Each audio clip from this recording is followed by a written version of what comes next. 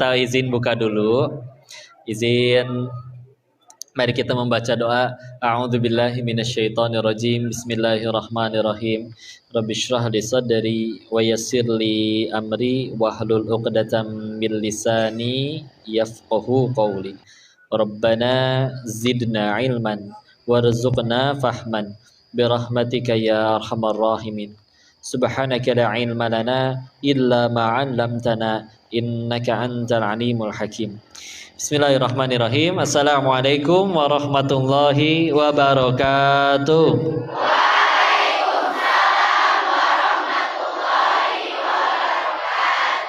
Alhamdulillahirabbil alamin. Alhamdulillahilladzi arsala rasulahu bil huda wa dinil haqq liyuzhirahu 'alad dini kulli. Segala puji mari kita haturkan kehadirat Allah. Siapa Allah? Tuhan kita, sumber segala nikmat dan kebaikan, dan salawat serta salam semoga selalu tercurah kepada junjungan kita baginda Rasulullah Muhammad sallallahu alaihi wasallam beserta para keluarganya, para sahabatnya, dan semoga Allah sanggupkan kita istiqomah mengikuti sunnah-sunnah beliau sampai akhir nafas kita.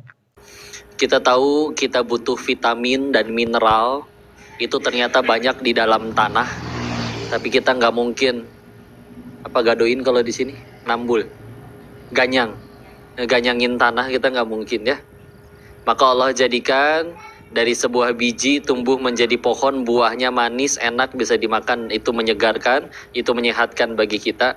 Membuat yang dari di tanah, membuat jadi bisa kita makan, turun dari hujan keberkahan ya. Dan salawat beserta salam semoga selalu tercurah kepada junjungan kita baginda Rasulullah Muhammad sallallahu alaihi wasallam beserta para keluarganya, para sahabatnya, dan semoga Allah sanggupkan kita istiqomah mengikuti sunnah-sunnah beliau sampai akhir hayat kita. Amin ya rabbal alamin. Terima kasih kepada pihak Pak Adin dan Ibu sekeluarga. Tadi ada Mama membuat masakan, Masya Allah, nikmat, Mama berkah, semoga Allah balas dengan kebaikan yang jauh lebih besar. Juga seluruh Bapak Ibu yang hadir di majelis ini, yang saya izin tidak bisa menyebutkan namanya satu persatu, namun hakul yakin pasti dimuliakan oleh Allah, karena Allah mudahkan langkah kakinya ke majelis ilmu, Masya Allah. Maka bismillah, semoga pertemuan ini menjadi kebaikan, dan semoga ngajinya yang ini sukses ya. Sekali lagi kami mengingatkan bahwa ngaji yang sukses itu bukan yang seberes ngaji langsung hafal semua ayat dan hadis di dalamnya. Meskipun itu juga bagus, tapi yang lebih utama adalah yang selepas pertemuan ini jadi tambah takwa kepada Allah. Lisannya tambah santun, dahinya tambah banyak bersujud, semakin tawadu, semakin hilang dari penyakit hati. Semoga Allah muliakan kita semua dengan keimanan ya. Amin ya rabbal alamin. Baik, bismillah, ini mumpung yang di hadapan kebanyakan bapak-bapak, tapi juga ada ibu-ibu. Mungkin temanya lebih kita bahas untuk ke arah parenting insya Allah. Tapi kalau misalkan kita bicara, kadang biasa kalau kajian parenting di sekolah biasanya orang tua murid diundang. Namanya pengajian biasanya selalu banyakkan ibu-ibunya ya. Betul? Betul. Kadang kita dilatih untuk tetap husnuzon, nggak boleh suuzon ya. Maka saya berpikir ini apakah satu suami bawa masing-masing 3 istri atau gimana gitu ya. Tapi sebelah ada ya, insya Allah. Ada ya, seimbang jadi insya Allah. Berarti pas ya. Karena kalau kita bicara percakapan antara orang tua dengan anak di dalam Islam, di dalam Al-Quran, itu di Al-Quran tidak kurang terekam sebanyak 17 kali. Berapa? 17. Satu isinya adalah percakapan ayah ibu dengan anak bertiga. Ya, ayah ibu dengan anak. Yang dua adalah percakapan ibu dengan anaknya saja. Jadi ibunya saja. Ya. Coba dikecilin itu yang sambil dengar live TikTok. Kedengaran di belakang, ya. Alhamdulillah, ya. Dan sisa yang 14-nya, itu adalah percakapan antara ayah dengan anaknya. Jadi ternyata paling banyak yang ngobrol sama anak seharusnya adalah ayah. Gak cukup jadi ayah yang sekedar kan udah kerja, udah ngasih uang setiap bulan, uang sekolah aman, uang dapur aman. belum cukup. Ya. Karena ternyata dari 17 percakapan, 14 itu antara ayah dengan anak. Ya. Sampai kalau kita ngaji tafsirnya surat Yusuf, surat ke-12, salah satu hal yang membuat Nabi Yusuf alaihissalam berani menolak godaan Zulaikha, kalau kita baca tafsirnya, itu disebutkan beliau ingat kepada ayahnya. Ya. Ingat kepada ayahnya. Karena di situ disebutkan Muhammad bihi wa hamma biha. Bahwa ternyata nggak cuma Zulaikha yang tertarik, ya, tapi Nabi Yusufnya juga tertarik kepada Zulaikhanya, ya, saling tertarik satu sama lain, tapi dengan tegas. Karena orang kalau pengen maksiat, Pak, ada laki-laki pengen jahatin perempuan, perempuannya nggak mau, bisa nggak kejadian, Pak. Pernah ada seorang wanita diculik, Pak, udah ditaruh di dalam hotel, ingin dijahatin. Si cewek sadar, oh saya nggak akan bisa ngelawan nih. Maka dia izin, saya mau ke toilet ya, mau dandan. Ternyata di toilet, mohon maaf, ia buang air besar dan air kecil, lalu ditampung, dibalurkan ke seluruh tubuhnya. Ketika keluar dari kamar mandi, si pemerkosanya jijik, diusir, suruh pulang. Ya, laki-lakinya udah mau, perempuannya nggak mau, bisa nggak kejadian. Nabi Yusuf kan beda, perempuannya yang mau, perempuannya yang ngunciin pintu, perempuannya yang ngajak sembunyi-sembunyi, diam-diam, masih berani berkata, aku takut kepada Allah. Kalau kita baca tafsirnya, salah satu tafsir yang kami baca dari tafsir Al-Azhar karya Buya Hamka, Insya Allah, menjelaskan bahwa ketika sebelum kejadian itu, Allah hadirkan bayangan ayahnya Nabi Yakub alaihissalam di hadapan Nabi Yusuf. Sehingga itu membuat dia ngerasa bahwa kalau bapaknya tahu aku melakukan kemaksiatan ini, gak terbayang seberapa kecewanya beliau terhadap diri ini. Sedangkan ia tahu kenikmatan yang didapat dari bermaksiat hanya sebentar, kepedihan hati yang diterima ketika melihat ayahnya kecewa itu lebih mengerikan. Lebih gak bisa diterima oleh imannya. Makanya berani berkata, aku takut kepada Allah. Masya Allah. Sedalam itu peran ayah kepada anaknya, kalau perannya masuk, ya, Masya Allah. Maka izin, Insya Allah. Nanti kita akan lihat dari sudut pandang sebagai guru maupun sebagai orang tua dulu nih. Mumpung yang di hadapannya bapak-bapak, saya bisa ngurangin bercandanya. Kalau ibu-ibu semua harus dibecandain. Kalau nggak ngantuk, ya. Kalau misalnya bapak-bapak, saya berani marah-marah. Insya Allah, ya. Insya Allah. Enggak lah, nggak pantas marahin. Dan sebetulnya kalau dilihat dari wajah-wajahnya, kelihatannya yang paling banyak dosanya saya di sini, Pak, ya. Kecuali kalau di sini ada yang pernah jadi bandar judi, silakan angkat tangan. Nggak ada, ya, berarti saya paling parah. Atas kebaikan Allah, diri ini mudah dihukum oleh Allah detik itu juga.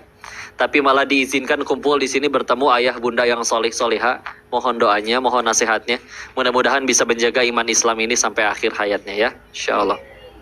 Baik, istilah.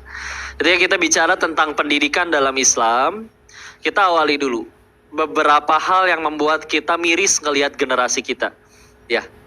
Yang muda-muda misalkan ada yang pacaran. Kemarin di sekitaran Jabodetabek ada fenomena namanya Citayam Fashion Week, SCBD. Sebetulnya itu trotoar yang diperindah, tapi lokasinya di Jakarta, tapi orang-orang dari sekitar Jakarta seperti Depok, Tangerang, ya, Bekasi, ya, itu pada ngumpul di situ. Numpang nongkrong, mejeng, dan malah dijadiin ajang, mohon maaf. Ada yang pacaran di situ, ada yang laki-laki berdandan seperti perempuan, perempuan berdandan seperti laki-laki, dan bahkan dijadikan ajang besar-besaran. Seorang LGBT dilegalkan. Padahal ingat ya, dalam Islam kita tahu Allah menciptakannya itu laki-laki dan perempuan. Allah menciptakannya Adam dan Hawa, bukan Adam dan Asep, ya. Nggak pernah ada, ya. Nggak ada yang di tengah-tengah. Ya, Masya Allah. Maka kita mulai mikir nih, dari mana nih asalnya? Sebetulnya Allah menginginkan kebaikan keluarga, anak-anak kita, pencetak generasi itu di mana? Apakah semudah kita langsung nitipin si anak datang ke kiai pesantren, Pak, tolong ya lulus-lulus jadi anak soleh? Enak sekali kalau bisa kayak begitu. Sedangkan ternyata sekolahnya pun kebanyakan bukan boarding, bukan asrama. Beres sekolah, pulang ketemu orang tuanya, ya. Terus berharap setelah lulus anak langsung jadi soleh, itu Masya Allah, ya. Dan sebelum kita masuk ke ayatnya, izin menyampaikan hadis dari riwayat Imam Muslim Di hadis yang cukup panjang, saya izin langsung ke artinya. Bahwa disebutkan bahwa para syaiton dari golongan bangsa jin juga berkumpul, Pak, bermajelis, dan saling menyampaikan prestasinya masing-masing. Ada yang menyebutkan, aku berhasil membuat seorang manusia mencuri. Kata pemimpin setannya, masih belum apa-apa. Nothing. Berkata lagi, aku telah berhasil membuat seorang manusia membunuh saudaranya sendiri. Belum. Masih ada yang lebih tinggi lagi. Belum apa-apa. Ketika ada syaiton yang berkata, aku berhasil membuat sepasang suami istri bercerai. Kata pemimpin syaitonnya, ni'ma syaiton anta. Sebaik-baiknya syaitan adalah kamu. Kita tahu bahkan ada satu golongan bangsa jin yang khusus hanya mengganggu rumah tangga saja. Jin Dasim namanya, ya.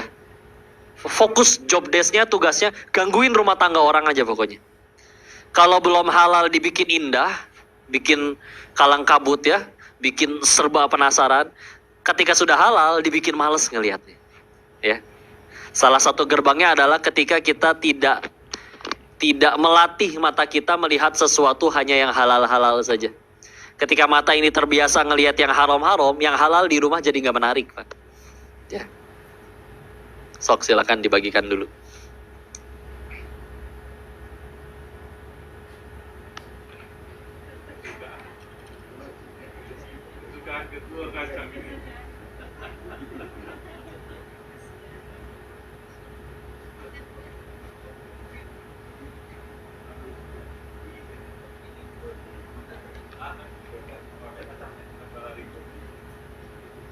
Lanjut. Baik, bismillah. Maka balik lagi, itu kabar buruknya. Tapi insya Allah, mari kita lihat. Ya, sok lah, mangga bagiin dulu.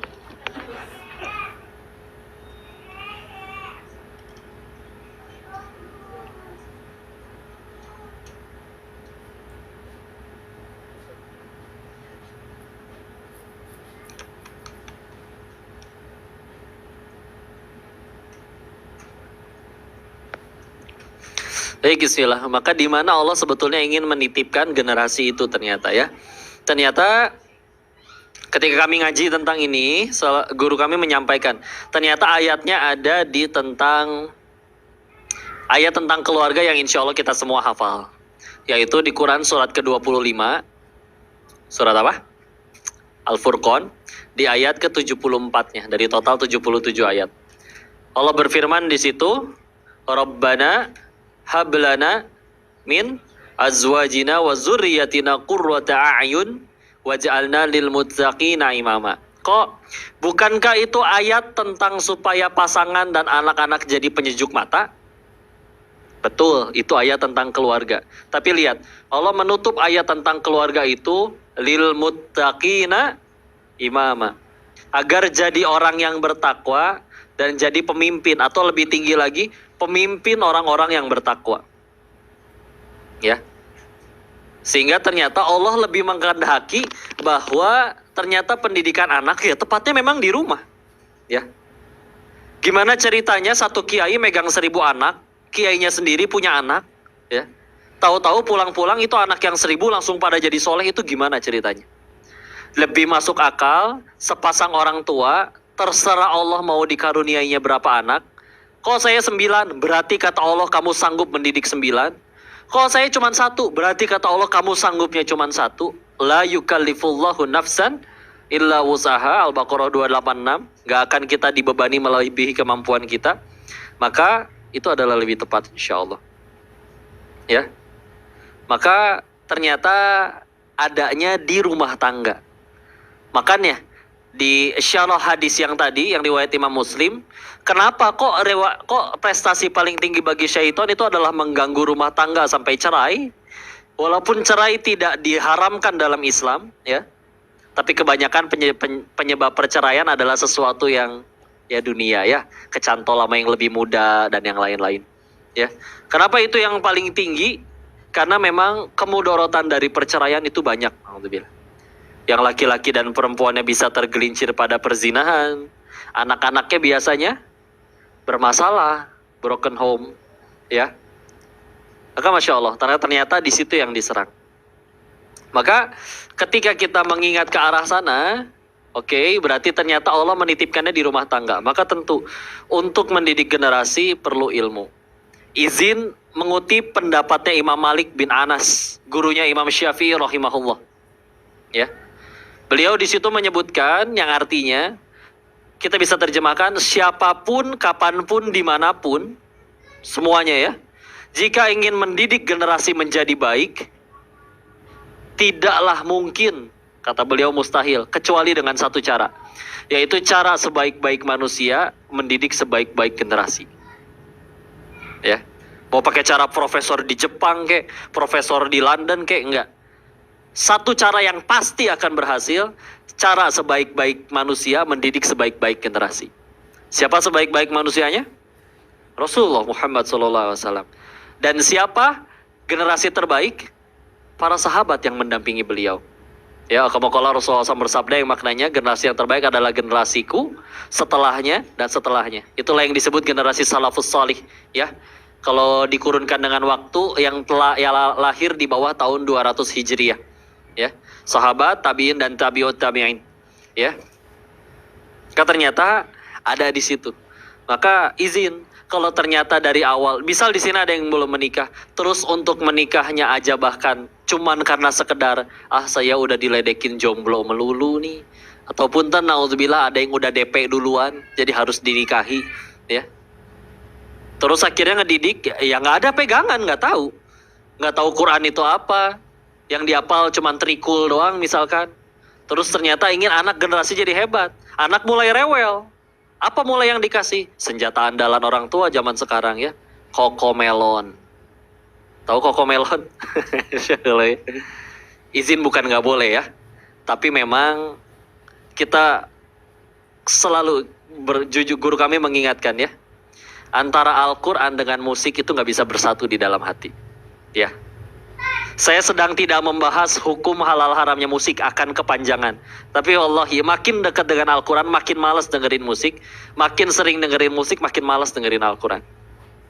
Sedangkan yang kira-kira jadi petunjuk musik atau Al-Quran? Quran. Ya. Kayak ini dia ya. Maka oke, gimana kok? Yuk kita langsung ke dua garis besarnya. Guru kami mengingatkan, salah satunya Ustadz Budi Ashari rahimahullah, insyaallah, bahwa dua pilar utama pendidikan di dalam Islam, pilarnya cuma dua. Apa saja? Satu, doa. Dua, keteladanan. Ulangi. Satu, doa. Dua, keteladanan. Insya Allah kita bahas pelan-pelan. Satu, ada apa dengan doa? Ya, saya izin mengambil contoh misalkan dari kisahnya Imam Syafi'i rahimahullah. Beliau itu setiap kali bangun sholat malam dan pasti rajin, ya. Beliau tidak mendoakan dirinya sendiri, tapi mendoakan anak-anaknya dan murid-muridnya. Jadi salah satu keunggulan beliau, kenapa murid-murid beliau, anak-anak beliau jadi semua, karena memang beliau bangun tahajud yang didoain anak-anak dan murid-muridnya. Ya. Kok bukankah seumur hidup nggak tahajud itu nggak dosa? Betul. Tapi kita tidak sedang bahas tahajud dosa atau enggak, sunnah atau enggak, bukan hukumnya. Tapi kalau kita ingin bicara agar supaya anak-anak kita jadi investasi terbaik bagi kita, bismillah, tahajud itu senjata yang luar biasa. Ya. Izin ya, kita bahas. Apa perbedaan Nabi dan Rasul? Tahu? Nabi itu kan dapat wahyu dari Allah, tapi tidak diperintahkan menyampaikan kepada umatnya. Rasul dapat wahyu dari Allah dan lalu diperintahkan menyampaikan kepada umatnya. Waktu surat pertama turun, surat ke-96 kalau urutan mushaf, surat Al-Alaq ayat 1-5, Iqra bismi rabbikal ladzi khalaq sampai ayat kelima, itu Muhammad SAW diangkat jadi nabi atau rasul? Nabi, ya. Karena hanya turun wahyu, belum ada perintah berdakwah di ayat 1-5. Berarti kapan beliau diangkat jadi rasul kok? Nanti setelah pulang, ya. Turun surat ke-74, surat Al-Muddathir ayat 1-7. A'udzu billahi minasyaitonir rajim. Bismillahirrahmanirrahim. Ya ayyuhal muddathir قم فأنذر وربك فكبر وثيابك فطهر والرجز فاهجر ولا تمنن تستكثر ولربك فاصبر. Lihat ayat keduanya. Kum, bangkit, fa'anzir, berikan peringatan. Oh, turun tuh perintah berdakwah. Bahkan di situ disuruh juga di ayat-ayat selanjutnya untuk memakai pakaian yang baik. Karena mungkin izin ya ceramah kayak gini saya pakai sempak sama kutang doang misalkan, nggak sopan, Pak. Nggak menghormatin majelis, ya. Makanya didandanin rapih ini teh, ya. Bukan gagayaan, menghormati majelis ya, insya Allah. Turun perintahnya. Tapi ternyata beberapa riwayat menjelaskan bahwa sebelum surat 73 turun, sebelum surat 74 turun, Mudaththir, turun surat sebelumnya, surat 73. Kalau urutan mushaf, yaitu surat Al-Muzammil. Ya. A'udzu billahi minasyaitonir rajim. Bismillahirrahmanirrahim. Ya ayyuhal muzammil qumil laila illa qalila nisfahu aw yanqus minhu qalila aw zid 'alayhi wa rattilil qur'ana tartila. Wahai orang yang berselimut, ayat keduanya sama, disuruh bangkit. Kum, bangkit. Kumil laila illa qalila. Bangun kamu di malam hari kecuali cuman sedikit. Ayat ketiganya, kapan bangunnya? Nisfahu, setengahnya. Nah, kita bicara nih, Pak. Oke, tadi kita udah sepakat ngikutin Imam Malik nih. Pengen hebat, ya udah ngikutin Nabi. Ya. Tapi nabinya tengah malam udah bangun, kita tengah malam masih bangun. Nah, sejauh itu perbedaan kita dengan beliau. Ya, kita lagi nggak bahas begadang halal haram, bukan itu ya. Tapi beliau bangun. Izin ya, kalau Al-Quran udah ngebahas sesuatu, pasti itu penting. Contoh, di Al-Quran ada nggak tata cara bikin sayur asem? Sayur lodeh? Nggak ada. Berarti izin para bunda-bunda ahli sayur-sayuran, ya. Kalau ada yang nggak bisa bikin pun, tapi takwa kepada Allah masih bisa ke surganya Allah. Tapi masalah bangun tidur diatur di Al-Quran. Ya. Sebelum Nabi diperintahkan berdakwah, Nabi disuruh bangun sholat malam dulu. Itu bahkan sebelum Isra Mi'raj, Pak, yang 5 waktu. Ya. Itu soalnya bakal jadi senjata banget untuk nanti berdakwah, ngajarin anak, ngajarin murid-muridnya. Nggak pakai tahajud, semua orang bisa Pak bebas nyampein. Tapi kata almarhum Kiai Haji Arifin Ilham, guru kami di Bogor, Al-Zikra Sentul, ya. Beliau menyebutkan orang yang ahli tahajud itu Allah akan turunkan yang namanya haibah jalaliyah. Apa tuh? Seperti karisma, wibawa, ya aura ya, yang datang dari keagungan Allah. Yang hanya memang diberikannya kepada ahli tahajud. Dua orang bisa jadi ngomong suatu hal yang sama. Tapi yang satu rajin tahajud, yang satu enggak. Allah bisa bulak-balikan hati kita. Kok pengen yang ngikutin orang itu? Kok omongan orang itu masuk ya ke hati saya? Padahal saya udah pernah dengar ini loh dari orang lain. Ya, itu bismillah. Yuk, tahajud. Ya, mulai bangun bismillah. Mulai dari 2 rakaat dulu. Demi Allah, Bu. Pak, di Sumatera Utara itu tahajudnya gampang banget, Pak. Bangun jam 5 masih bisa tahajud, Pak. Coba di Pulau Jawa mah, Pak, ya. Bangun jam 5 udah ketinggalan sholat berjamaah, Pak, udah bubar. Apalagi di Surabaya, ya. Karena lebih awal. Rekor paling paginya azan subuh di Surabaya itu bisa pernah di 3.55. Jam 4 belum udah beres sholat subuh, Pak. Ya. Jadi kalau pengen tahajud mesti minimal ya udah lebih awal lagi. Di sini bangun jam 5 masih sempet tahajud, Masya Allah, ya. Yuk minimal bismillah 2 rakaat minimal ya, lama-lama nambah insya Allah. Itulah itu kekuatan dari tahajud. Ya, itu yang pertama tentang kekuatan doa. Ya, lanjut. Tadi setelah doa apa pilar yang satu lagi? Keteladanan, insya Allah. Karena kita tahu memang ternyata Rasul itu memang nggak asal nyuruh ya, tapi ngasih contoh, izin ya. Ini kisah ketika akan perang Uhud. Kan Nabi dapat intel, dapat informasi. Maka kumpullah diajak para sahabat-sahabat rapat militer. Nabi bahkan di situ menyampaikan, aku mendapat mimpi. Mimpinya Nabi bukan asal, ya. Aku mendapat mimpi bahwa kita tunggu di kota, kita perang kota. Tapi kata para sahabat-sahabat yang lain yang cenderung lebih muda, kita keluar aja, sambut mereka di Uhud, peranglah di Uhud, ya. Karena dulu di luar Madinah, sekarang masuk ke dalam Madinah, ya. Maka ya sudah, karena memang sudah itu keputusannya, ketok palu, semua siap-siap, karena itu rapatnya pada zuhur, pada asar mereka udah berangkat, ya. Ketika Nabi sudah pulang mempersiapkan dirinya, sahabat yang lain masih pada ngumpul tuh di majelis, ngobrolin. Kalau bahasa kita ya, serius nih kita nggak ngikutin Nabi, dapat mimpi loh Nabi kita dari Allah. Terus gimana dong? Ya udah, kita utus aja satu orang datang ke rumah Nabi, sampaikan kami ikut strategi beliau. Ya, diutus salah satu akhirnya.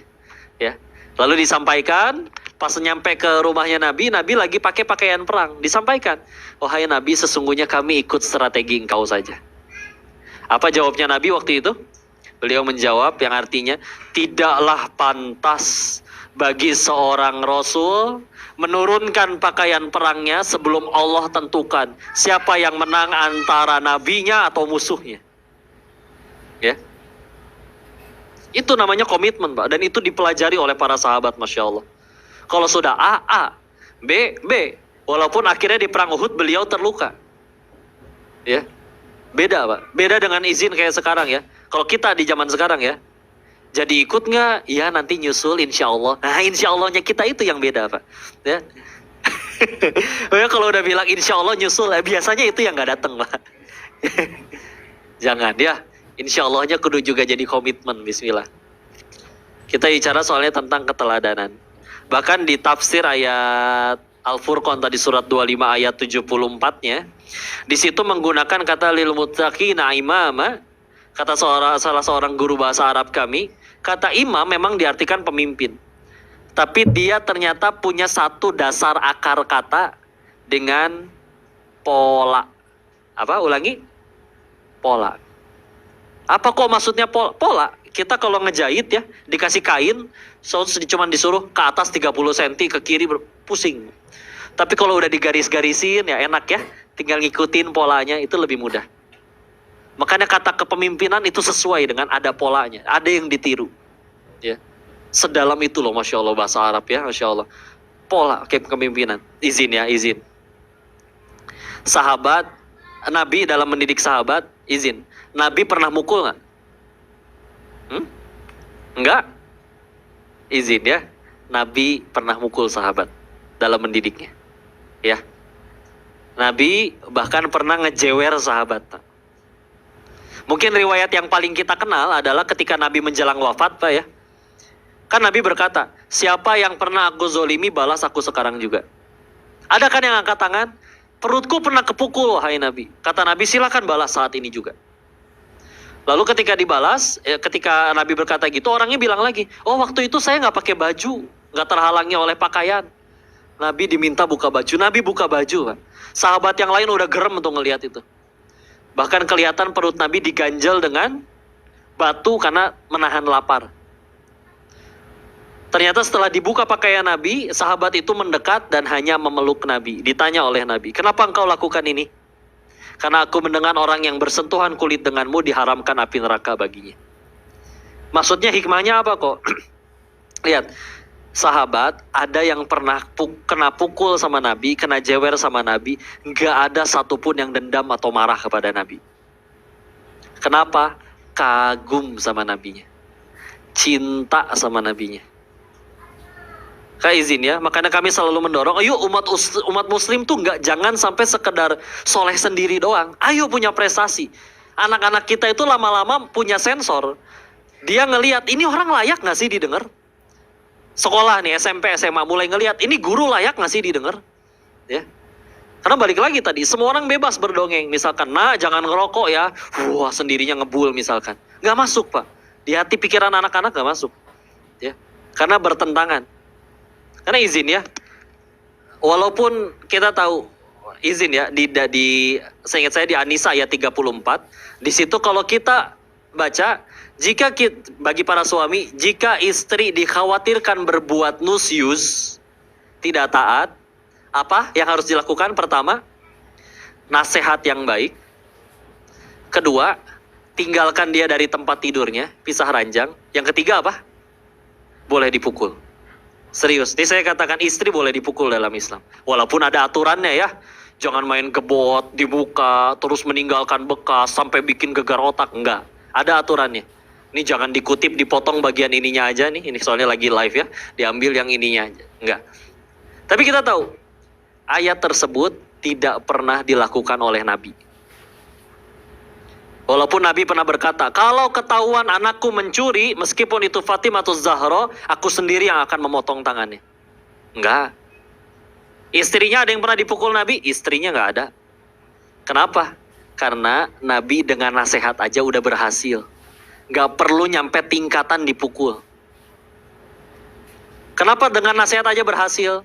Itu dia, punya keteladanan. Punya sesuatu yang layak untuk dikagumi. Ya. Karena izin ya, apa yang membuat kadang seorang istri susah nurut sama suaminya? Karena biasanya istri tahu modalnya suami, Pak. Contoh, iya di luar dikagumi, tangannya dicium, dipanggil kiai, dipanggil ustadz, fatwanya didengarkan, ya. Tapi di rumah istri tahu, bangun subuh aja 7:30, ya. Susah, kagok, gimana ngelihatnya pengen taat juga, ya. Makanya itulah yang disebut salah satu definisi ibadah yang ikhlas itu kan, ada orang, tidak ada orang, sama aja. Ya. Jangan sampai di hadapan orang terlihat begitu luar biasa, di dalam rumahnya zolim, na'udzubillah. Ya. Dan begitu juga anak-anak udah bisa kayak gitu, Pak. Kok saya kan nyuruh anak-anak saya sholat, tapi anak ngelihat waktunya sholat si ibu mukanya bete, kesel gitu ya. Waktunya sinetron mulai, wajah si ibu senang luar biasa. Ya. Sampai dijadiin iklan, Bu, tahu Bu? Ada ibu lagi sholat zuhur, sholat duha, ada gitu ada telepon yang angkat anaknya. Nah, mana mama kamu? Anak ngeliat, oh mama lagi sholat duha tante. Nah, si ibu seneng tuh, Masya Allah. Beres sholat, dibelai si anak-anak pinter, soleh. Anaknya bingung, kenapa ya saya dipuji ya? Besoknya, si ibu keasikan nonton drakor, nonton drama. Jadi sholat asarnya 5:30, ya, menjelang maghrib. Kalau di Bogor, Pak, 5:30 itu udah bentar lagi maghrib, Pak, ya. Karena kadang maghribnya itu 6:15, ya. Baru sholat asar. Sama, nelpon lagi. Yang angkat si anak. Nah, mana ibu kamu? Lagi sholat asar, tante. Hah? Jam segini? Si ibu gemeteran itu lagi sholat. Beres sholat si anak dicewer. Kamu ngapain bilang kayak gitu? Nah, berarti karena siapa itu sholatnya? Ya, Insya Allah. Beneran ya? Kelihatan. Apalagi beres sholat si anak dimarahin melulu. Ya, dibanding-bandingin, dimarahin, bingung si anak juga. Perasaan orang tuanya teman saya nggak pernah sholat tapi bagus lisannya. Sholat nih ya, kayaknya yang bikin mama saya jadi kayak gini. Islamnya yang jelek, Pak. Na'udzubillah. Ya. Ini dia bismillah. Keteladanan. Karena Masya Allah. Ini kadang kita kerjasama, kalau sama sekolah-sekolah, kami minta ke para guru-gurunya, sebarin di kelas selembar kertas aja ya, sebarin tuh. Kasih waktu 5 menit kepada setiap anak. Apa pertanyaannya? Tuliskan keutamaan orang tua kalian. Kelebihannya, kebaikannya, tulisin semua. Mau tahu hasilnya, Pak? Hampir semuanya, itu anak sampai setengah jam juga masih ngelamun bingung, apa bagusnya ya ayah saya. Apa bagus ya si mama ya. Serius, Pak, kebanyakan kosong. Dan walaupun ada sebagian sedikit dari anak-anak tersebut, dia bisa sampai minta kertas lagi karena belum selesai menuliskan kebaikan orang tuanya. Ya. Dan ketika dilihat kualitas anaknya, oh memang berbeda, Masya Allah. Memang berbeda. Ya. Dan itu nanti boleh ditunjukkan kepada orang tua ketika bagi rapot misalkan, ya kami kemarin nanya ayah, ibu kepada anak-anak tentang kesan pesan kalian sebagai orang tua kepada anak-anak. Ini hasilnya, kasih lihat. Kata orang tuanya, loh kok kosong? Ya itulah, Anda tidak meninggalkan kesan apapun bagi anak Anda. Ya. Berani ngomong gitu nggak tapi gurunya ya? Insya Allah. Ya karena, ya kadang, ya izin ya kita dalam kenyataan sekarang, apalagi di kota besar, yang penting udah nafkahin, udah kerja, udah ngasih duit, udah aja selesai. Nggak ada percakapan dengan anak. Apalagi kalau rumahnya gede. Dari kamar ke ruang tamu aja masih naik angkot, Pak. Ya. Saking gedenya banyak di sana rumah-rumah orang kaya, Masya Allah. Ya. Ketika ditanya siapa yang paling berkesan bagi si anak, pembantunya. Karena yang nemenin tiap hari pembantunya. Ya. Kan Masya Allah ya. Ini penting keteladanan. Karena bismillah, ketika akhirnya insya Allah doa sudah, keteladanan didapat, anak kagum sama orang tuanya, mengidolakan orang tuanya, itu bismillah. Ya, itu bismillah. Segalanya dalam dunia pendidikan akan lebih mudah. Termasuk juga guru-guru ya. Semuanya akan bismillah lebih mudah. Karena kalau misalkan itu yang belum, itunya belum, keteladanannya belum dapat, maka ya memang akan lebih sulit. Ya. Walaupun istilahnya kita berusaha marah, ngambil, biasanya anak bisa berani lebih ngadat ketika diambil handphonenya, marah misalkan dia. Ya. Ya, bisa jadi. Karena kalau misalkan ternyata anak itu sudah dapat kekaguman dari orang tuanya, didapat kekaguman dari anaknya, istilah. Misalkan anak kita ngefans sama artis Korea, Bu ya. Lagi main handphone melulu gitu. Terus artis Koreanya datang dari Korea, ngambil handphone si anak. Ngambek nggak kira-kira itu anak? Enggak. Kenapa? Yang ngambil adalah idolanya. Izin, salah satu renungannya jadi maksudnya adalah agar jangan sampai setiap ada masalah tuh anak terus yang disalahin. Yuk, kita juga harus ada bagian terus meningkatkan ketakwaan, meningkatkan ilmu, meningkatkan keteladanan, sehingga akhirnya bismillah kalau kita dapat keteladanannya, apapun lebih mudah insya Allah. Karena yang ngambil handphonenya nanti, atau yang ngasihnya, atau yang merintahnya, atau yang nyuruhnya, atau yang melarangnya, itu orang yang dikagumi oleh si anak. Bismillah insya Allah. Ya, doa dan keteladanan. Dan terakhir mungkin sekali penutup untuk dari sudut pandang kalau kita menjadi sebagai pengajar, wabil khusus kalau di sini ada yang di dunia pendidikan ya, para guru. Kita tahu doanya Nabi Musa ketika akan berdakwah kepada Firaun, Rabbishrahli sadri wa yassirli amri wahlul 'uqdatam min lisani yafqahu qawli. Dari surat apa? Surat ke-20 ya, surat Toha. Ya. Surat Toha ini di ayat ke-25 sampai 28. 25, 26, 27, 28. Maka kita fokus ke di situ, minta wahlul 'uqdatam min lisani, lepaskan kekeluhan atau ikatan di lidahku. Kalau kita baca tafsirnya kan salah satu yang paling banyak dibahas, karena dulu waktu kecil Nabi Musa alaihissalam pernah memakan bara api. Ya. Makanya ngomongnya jadi kayak gagap. Tapi ada ulama tafsir yang menjelaskan bahwa kalau misalkan Nabi Musa itu gagap, berarti melanggar ayat Allah yang lain dong. Di mana? Di Quran surat ke-14 Ibrahim di ayat ke-4-nya. Ya, bahwa Allah menurunkan nazzalna para nabi, mengutus para nabi bilisanin qaumihi, dengan lisan kaumnya. Linubayyina lahum, untuk menjelaskan kepada mereka. Bagaimana menjelaskan tanpa bahasa, tanpa bisa berbicara dengan baik. Maka ulama tafsir ini berpendapat, berarti kenapa Nabi Musa berucap wahlul 'uqdatam min lisani, bukan karena beliau gagap, tapi beliau punya penjelasan yang lain. Yang pertama, satu, beliau meminta lisannya dilepaskan dari kekakuan ketika berdakwah kepada Firaun, karena satu, Nabi Musa pernah makan jasanya Firaun. Maksudnya apa kok? Kan kita tahu beliau dihanyutkan ya. Lalu akhirnya kan yang ngangkat anak istrinya Firaun. Berarti tinggal di istananya Firaun. Berarti yang ngasih makan siapa? Firaun. Makan rezekinya Firaun. Makanya dakwah paling berat itu kepada orang tua, betul? Kenapa? Kita terlalu banyak makan jasa beliau. Ya. Makanya dianjurkan kepada setiap orang yang mengajar, ingin mendidik siapapun, jangan terlalu banyak, jangan makan jasa orang lain. Kita lagi nggak bahas halal haramnya ya. Misalkan ada seorang guru tahu, itu toko punya orang tua dari anak didik saya tuh. Makan kesana nanti digratisin. Misalkan gitu ya. Boleh, nggak haram. Boleh, halal silakan. Tapi izin, itu bisa mengganggu dakwah. Ketika suatu saat kita harus menyampaikan kepada orang tersebut, kita banyak makan jasa dirinya, diungkit pasti. Sebagaimana Firaun, kalau bahasa kitanya, kamu bukannya dulu anak yang saya kasih makan, sekarang berani-beraninya ngajarin. Itu dia, na'udzubillah. Ya, yuk jaga. Seperti sebagaimana kezuhudannya Imam Ahmad ibn Hambal, ketika beliau akan berangkat haji, rebutan itu murid-muridnya ingin ngasih bekal. Tapi beliau nggak pernah menerima satupun. Bahkan untuk bertahan hidup di tanah suci, beliau memilih untuk jadi kuli panggul. Karena beliau nggak mau menerima sesuatu tanpa melakukan sesuatu untuk orang tersebut. Ya. Waktu itu beliau sudah terkenal, tapi masalahnya nggak ada Google. Jadi nggak tahu mukanya yang mana Imam Ahmad itu. Ya, jadi nggak tahu, beliau nggak memperkenalkan diri, daerahnya karena beliau dari Baghdad ya. Ya, maka nggak ada yang kenal, nggak banyak yang kenal.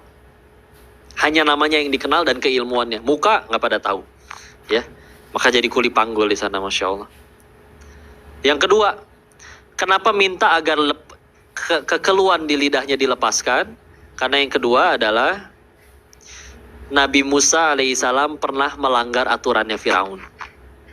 Kapan kok? Quran surat 28 Al-Qasas yang menceritakan ketika Nabi Musa itu melerai orang Kibeti sama Bani Israel, ada yang berantem, Mbak. Dipisahin, orangnya rese kan, dipukul sekali pukul mati. Ya, di surat Al-Qasas. Nanti mangga ya dibaca terjemahannya. Ya, di surat Al-Qasas mati, maka melarikan diri ke negeri Madian. Para ulama berbeda pendapat apakah itu sejaman dengan zaman Nabi Syuaib alaihissalam atau bukan, ya. Dan lebih banyak yang menyebutkan itu satu zaman. Dan akhirnya menikahi putrinya kan, sampai akhirnya dapat istri di situ. Tapi ketika akhirnya berdakwah, sama Pak, diungkit lagi. Kamu bukannya yang dulu ngelanggar peraturan saya, ngebunuh terus kabur. Sekarang tahu-tahu berdakwah. Nah itu dia. Nah izin ya, bagi siapa yang berdakwah, yuk jaga izin. Ini bahkan bukan sekedar yang melanggar yang haram, yang jelas-jelas dosa. Ya. Ketika kita bicara misalkan contoh ilmu hadis, agar hadis itu bisa jadi sahih, ada 5 syarat minimalnya. 1, ittasolus sanad, bersambungnya sanad. 2, adalatul rawi, rawinya adil. 3, dobetul rawi, rawinya pada dobit, hafalannya kuat. Yang keempat, tidak ada syadz. Yang kelima, tidak ada ilat. Kita lihat yang kedua, adilnya rawi. Adil di situ bukan adil dalam bahasa Indonesia. Kalau adil dalam bahasa Indonesia, pisang goreng 4, orangnya 4 dibagi seorang 1. Nah, itu adil dalam bahasa Indonesia. Dalam bahasa tersebut adalah termasuk di dalamnya menjaga izzah dan kehormatannya.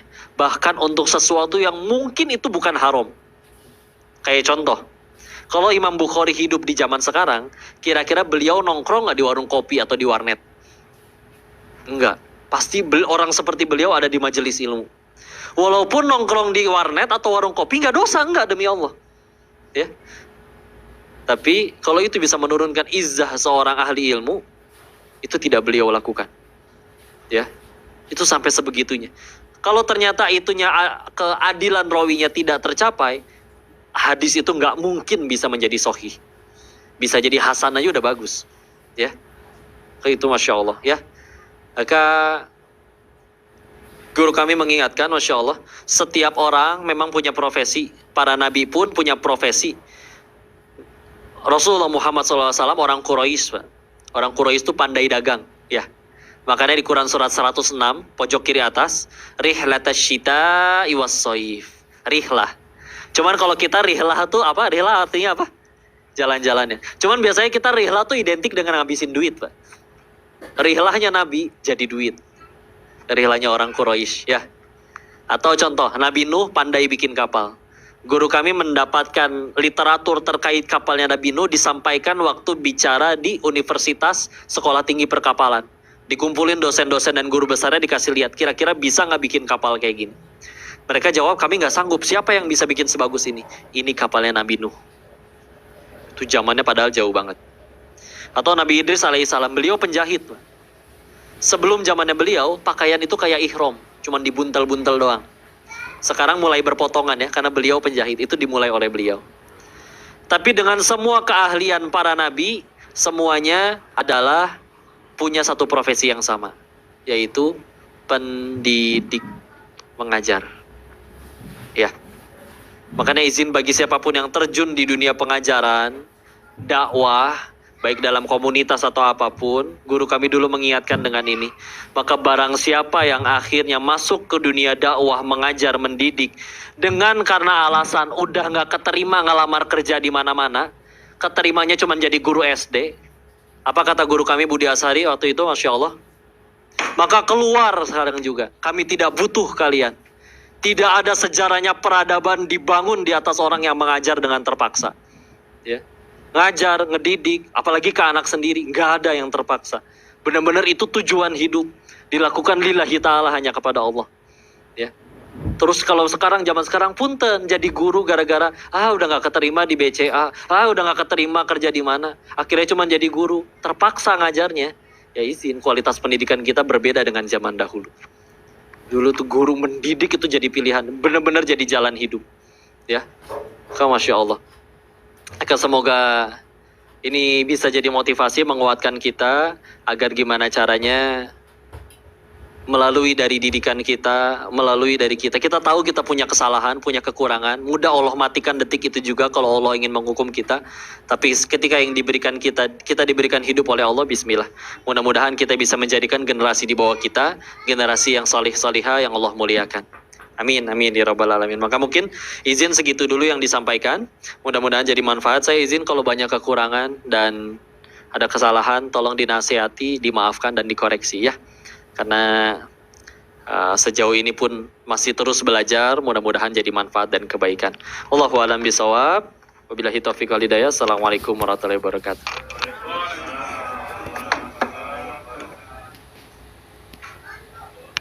Langsung ke doa atau gimana?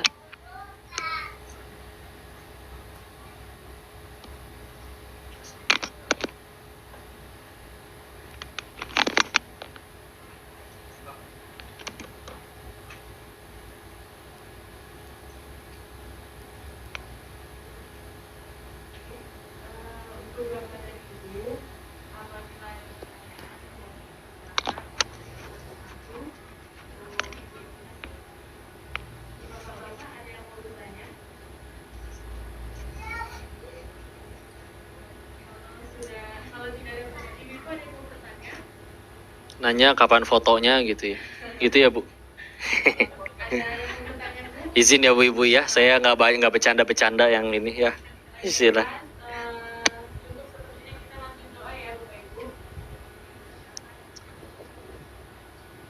Ayah, bunda yang dirahmati Allah, izin kita mohon keridhaan hatinya untuk tundukkan kepala dan hati kita sejenak ya. Bermunajat kepada Allah. Kalau di luar masih hujan, maka tambah mustajab doanya ya. Waktu hujan adalah waktu mustajab doa. Allahumma sholli ala sayyidina wa habibina wa syafiina maulana Muhammad wa sallim radhiyallahu tabaraktahu ta'ala an kulli sahabati rasulillahi ajmain. Bismillahirrahmanirrahim. Hamdan syakirin, hamdan na'imin, hamdan yuafi ni'amahu wa yukafi'u mazidah. Ya Rabbana lakal hamdu kama yanbaghi li jalali wajhikal karim wa azimi sultanik. Allahumma sholli ala sayyidina Muhammad wa ala ali sayyidina Muhammad. Allahumma ighfir lil muslimina wal muslimat wal mu'minina wal mu'minat al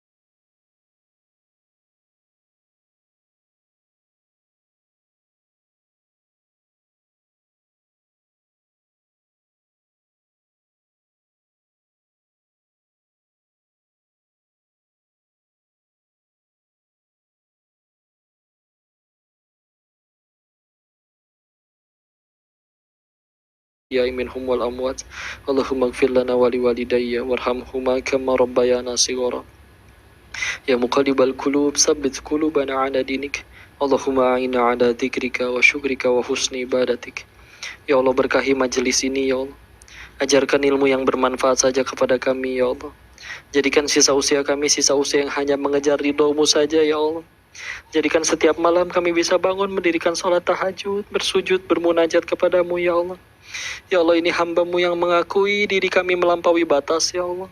Namun yang kami tahu ampunan Engkau selalu jauh lebih luas ya Allah. Ya Allah, ini kami hamba-Mu yang ingin pulang ke hadapan-Mu ya Allah. Hanya Engkau yang kami ketahui memiliki hak untuk mengampuni segala dosa ya Allah. Maka terimalah taubat kami ya Allah. Jangan Kau biarkan kami wafat dalam keadaan taubat kami belum Engkau terima ya Allah. Jangan Kau biarkan kami wafat dalam keadaan dosa kami belum Engkau ampuni ya Allah. Ya Allah, ini hamba-Mu ya Allah. Bimbing kami ya Allah, istiqomahkan kami, pertemukan kami dengan orang-orang, teman-teman, sahabat, guru-guru yang membuat kami semakin dekat dengan keridhaan-Mu ya Allah. Ya Allah, jauhkan kami dari segala hal yang membuat kami lalai dari mengingat-Mu ya Allah. Ya Allah, hilangkan penyakit hati, kemunafikan, kedengkian, ujub dalam diri kami ya Allah. Jadikan kami hamba-Mu yang ikhlas beribadah hanya kepadamu ya Allah. Anugerahkan kepada kami pasangan yang solih-solihah. Anugerahkan kepada kami keturunan yang solih-solihah, yang hafiz-hafizah. Rabbi habli minas solihin, Rabbi habli minas solihin, Rabbi habli minas solihin, Rabbi habli miladunka dzurriatan thayyibatan innaka sami'ud du'a.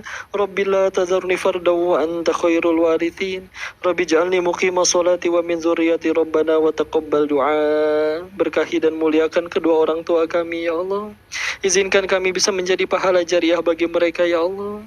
Terimalah amal solih kedua orang tua kami dan amal soleh kami yang ala kadarnya ya Allah. Izinkan kami bisa berkumpul dengan orang-orang yang kami cintai di dalam surga-Mu kelak ya Allah. Allahumma inna nas'aluka ridhaka wal jannah wa na'udzubika min sakhatika wan nar. Allahumma inna nas'aluka husnul khatimah wa na'udzubika min su'il khatimah. Rabbana atina fid dunya hasanah wa fil akhirati hasanatan wa qina adzaban nar wa adkhilnal jannata ma'al abrar ya aziz ya ghaffar ya karim ya rabbal alamin. Subhana rabbika rabbil izzati amma yasifun. Wassalamun alal mursalin walhamdulillahi rabbil alamin. Ibadallah, usikum wa nafsi bitaqullah. Semoga Allah merahmati kita semua. Saya izin mohon maaf atas segala kekurangan dalam penyampaian. Tolong dimaafkan dan dikoreksi dan dinasihati. Dimaafkan tidak Pak? Ya, insya Allah ya. Mudah-mudahan jadi manfaat. Jika ada kebaikan pasti dari Allah dan kita bersyukur kepadanya. Kita tutup dengan kalimat hamdalah. Alhamdulillahirabbil alamin. Istighfar 3 kali. Astaghfirullahaladzim, astaghfirullahaladzim, astaghfirullahaladzim. Doa kafaratul majlis. Subhanaka Allahumma wa bihamdika asyhadu an la ilaha illa anta astaghfiruka wa atubu ilaik. Terima kasih semuanya. Billahi taufiq wal hidayah. Assalamualaikum warahmatullahi wabarakatuh.